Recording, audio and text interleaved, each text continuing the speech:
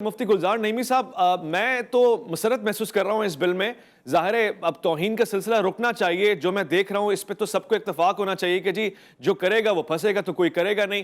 یہ بل ایسا ہی جیسا میں سوچ رہا ہوں، یا اس کے کچھ اور بھی فوائد ہیں جو آپ شاید گن سکتے ہوں، دیکھ سکتے ہوں اور مجھ تک نہ پہنچے ہوں؟ بسم اللہ الرحمن الرحیم. اویس ربانی صاحب، آپ کا بہت شکریہ کہ آج آپ نے اس بہت ہی کریٹیکل موضوع پر جو ہے اظہار خیال کے لیے ہم جیسے لوگوں کو جو ہے وہ دعوت دی ہے. میں یہ سمجھتا ہوں کہ توہین جو ہے وہ کسی سطح پر بھی ایک عام فرد کی بھی توہین جو ہے وہ قابل قبول نہیں ہے. اور توہین کا جہاں پہ لفظ آتا ہے، یہ ایک ایسا لفظ ہے جس سے ہر انسان کو اور ہر مسلمان کو جو ہے وہ گھن آتی ہے. یہ تعفن زدہ لفظ ہے. میں یہ سمجھتا ہوں کہ توہین کسی کی بھی نہیں ہونی چاہیے، چاہے جائے کہ ہم جو ہے وہ نیک کاملین اور ابرار لوگوں کی توہین کے حوالے سے جو ہے وہ سوچیں.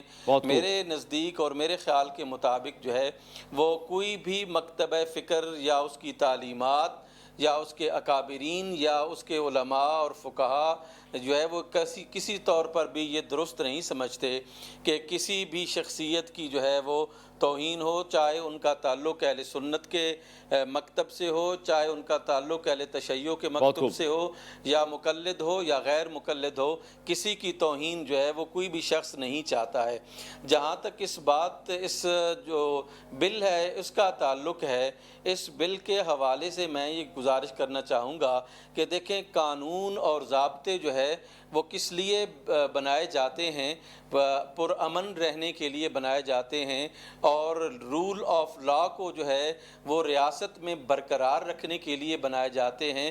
لیکن اگر کسی قانون اور ضابطے یا بل یا ایکٹ کی وجہ سے وہ سکون اور وہ امن جو ہے وہ داؤ پر لگ جائے، تو میں یہ سمجھتا ہوں کہ پھر وہ ٹیبل کرنے والوں کو بھی سوچنا چاہیے اور وہ پاس کرنے والوں کو بھی سوچنا چاہیے کہ جو مقصد اس بل سے ہم حاصل کرنا چاہ رہے ہیں وہ کیا ہم اس بل سے جو ہے وہ حاصل کر سکیں گے. میں یہ سمجھتا ہوں کہ اس بل پر جو ہے وہ ہمارے جو اہل تشیع بھائی ہیں اور دیگر جو لوگ ہیں، جس طرح اس کو پاس کیا گیا اور ٹیبل کرنے والے شخص کی خواہش جو ہے وہ سامنے آئی ہے کہ وہ یہ چاہتے تھے کہ اس بل کو میں بہت ہی جو ہے وہ انڈر کور پیش کروں تاکہ کسی کو جو ہے وہ اس کا پتہ نہ چلے. تو اس سے نیتوں کا اظہار ہوتا ہے کہ آپ جو ہے وہ جینونلی یہ چاہتے ہیں کہ اس ملک میں امن و سکون بپا رہے. کیا آپ جینونلی یہ چاہتے ہیں کہ اس ملک میں جو ہے وہ مکاتب فکر آپس میں لڑائی جو ہے وہ نہ کریں اور ایک دوسرے کے ساتھ دست و گریباں نہ ہوں؟ اس کو میں یہ سمجھتا ہوں کہ یہ اچھا بل ہے اور اس کی جو مخالفت ہم کسی سطح پر بھی نہیں کرتے.